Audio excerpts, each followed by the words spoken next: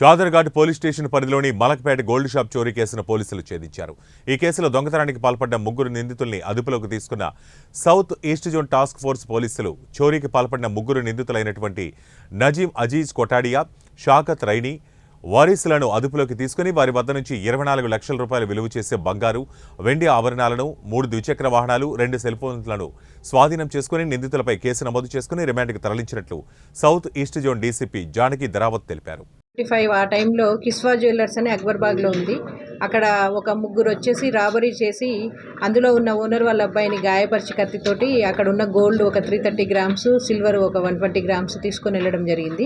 దీని తర్వాత ఈ అఫెన్స్ అవ్వగానే south east task force, Chaderghat crime team రెండు కూడా టెక్నికల్ ఎవిడెన్స్ మీద వర్కౌట్ చేయడం జరిగింది. దాని ప్రకారంగా ఒక ముగ్గురిని మేము ఐడెంటిఫై చేసి వాళ్ళే ఈ అఫెన్స్ చేశారని గుర్తించాము. వీళ్ళు ముగ్గురిని కూడా మనం ఈరోజు మార్నింగ్ కస్టడీలోకి తీసుకోవడం జరిగింది. ఈ ముగ్గురు కూడా అందులో ఒకతను నాజిం అజీజ్ కొటాడియా అండ్ షౌకత్ రైనీ అండ్ వారిస్, వీళ్ళు ముగ్గురు కూడా ర్యాపిడో రైడర్స్ లాగా చేస్తున్నారు.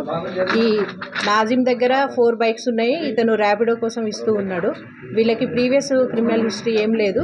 ఈ ర్యాపిడో రైడర్గా పనిచేస్తున్నప్పుడు ఒకసారి ఇక్కడ అక్బర్బాగ్లో దిగబెట్టినప్పుడు ఈ జ్యువెలరీ షాప్ ఏదైతే ఉందో అక్కడ ఒక్కడే ఉండడం చూసి రెక్కి కూడా నిర్వహించాడు.